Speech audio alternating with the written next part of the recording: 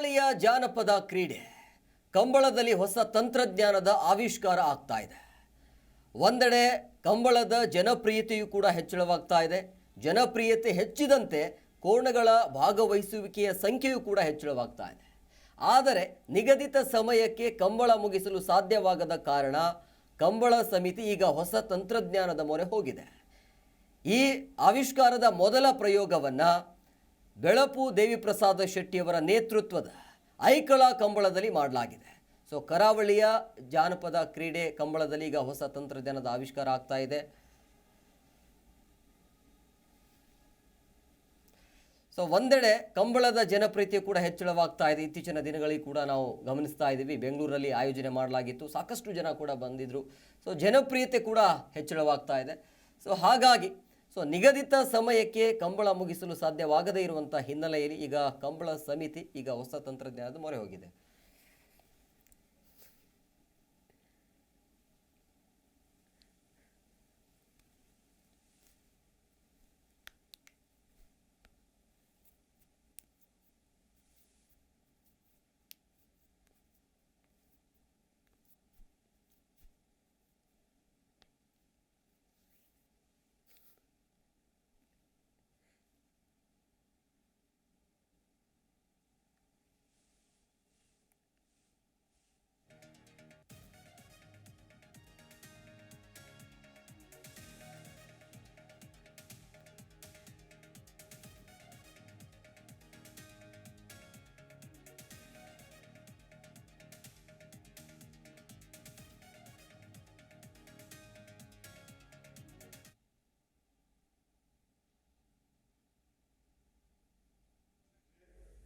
ಜೈನರಸರು ಪ್ರಾರಂಭಿಸಿದಂಥ ಈ ಕಂಬಳ ಇದು ಸಂಪ್ರದಾಯಬದ್ಧವಾದ ದೈವಾರಾಧನೆ ನಾಗಾರಾಧನೆಯೊಂದಿಗೆ ಪ್ರಾರಂಭವಾಗುವಂತ ಬಹಳ ವಿಶಿಷ್ಟವಾದಂಥ ಕಂಬಳ.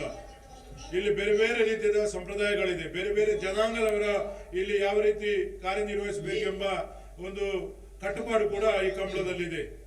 ನಾವೆಲ್ಲ ನಿಷ್ಠೆಯಿಂದ ಈ ಕಂಬಳವನ್ನು ನಡೆಸ್ತಾ ಇದ್ದೇವೆ.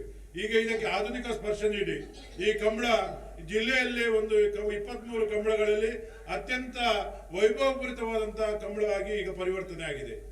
ನಮ್ಮ ಹಿರಿಯರು ನಮಗೆ ಮಾರ್ಗದರ್ಶನ ಮಾಡಿದ ರೀತಿಯಲ್ಲಿ ಈ ಕಂಬಳವನ್ನು ನಡೆಸಿಕೊಂಡು ಬರ್ತಾ ಇದ್ದೇವೆ. ಅನೇಕ ದಾನಿಗಳ ಸಹಕಾರ ಕೂಡ ಈ ಕಂಬಳದ ಹಿಂದೆ ಇದೆ. ಈಗ ನಾವು ಇತಿಹಾಸದಲ್ಲೇ ಪ್ರಪ್ರಥಮ ಬಾರಿಗೆ ಈ ಕಂಬಳ ವ್ಯವಸ್ಥಿತವಾಗಿ ನಡಿಬೇಕು, ಸಮಯ ಪಾಲನೆಯೊಂದಿಗೆ ಈ ಕಂಬಳ ಎಲ್ಲರಿಗೂ ಒಳ್ಳೆಯದಾಗಬೇಕು ಎಂಬ ದೃಷ್ಟಿಯಿಂದ ನಾವು ಹೊಸ ತಂತ್ರಜ್ಞಾನದೊಂದಿಗೆ ಸ್ವಯಂ ಚಾಲಿತ ಗೇಟಿನ ವ್ಯವಸ್ಥೆಯನ್ನು ಕೂಡ ಮಾಡಿದ್ದೇವೆ. ಗಂತಿನಲ್ಲಿ ಕೋಣಗಳನ್ನು ಬಿಡುವಾಗ ಅದು ಗೇಟ್ ನಮ್ಮ ಸಮಯವನ್ನು ನಿಗದಿಪಡಿಸಿ ಆ ಗೇಟ್ ಓಪನ್ ಆಗ್ತದೆ.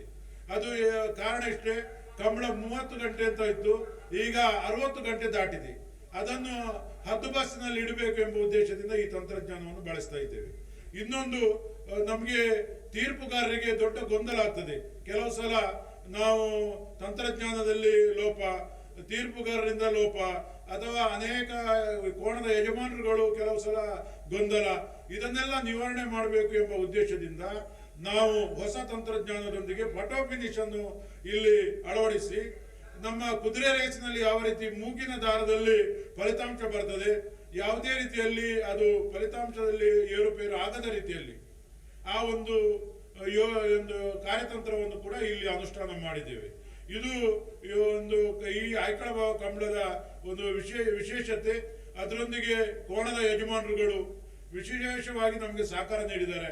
ಈಗ ಈ ದಿನ ಬಹಳ ವೇಗವಾಗಿ ಕಂಬಳ ನಡೀತಾ ಇದೆ. ಅದರೊಂದಿಗೆ ಕಂಬಳ ಇನ್ನೂ ಅನೇಕ ಕಂಬಳಗಳು ಜಿಲ್ಲೆಯಲ್ಲಿ ನಡೀಲಿಕ್ಕಿದೆ. ಈಗ ಬೆಂಗಳೂರಲ್ಲಿ ಕಂಬಳ ನಡೆದಿದೆ, ಮುಂದೆ ಬೊಂಬಾಯಲ್ಲಿ ಕಂಬಳ ನಡಿಬೇಕು ಅಂತ ಬೊಂಬಾಯಿ ಅವರು ಅನೇಕರು ಈ ಒಂದು ನಮ್ಮ ಸಮಿತಿಗೆ ಮನವಿ ಕೊಟ್ಟಿದ್ದಾರೆ. ಹಾಸನದಲ್ಲಿ ಮಾಜಿ ಸಚಿವ ಜಿ ಕನ್ನಡ ನ್ಯೂಸ್ ಈಗ ನಿಮ್ಮ ಮನೆಯಲ್ಲೇ ನೋಡಿ. ಎಲ್ಲ ಕೇಬಲ್ಗಳಲ್ಲಿ ಈಗ ಲಭ್ಯ. Sun Direct 292, Jio TV 1334, U digital 162, city cable 51, GTPL 17, Abhishek cables 821, Rockline telecommunication 51, Shri Basaveshwara number 60, Vinayaka digital number 53, in digital number 896ರಲ್ಲಿ ನಿಮ್ಮಿಸ್ತದ ಜಿ ಕನ್ನಡ ನ್ಯೂಸ್ ನೋಡಿ ಆನಂದಿಸಿ.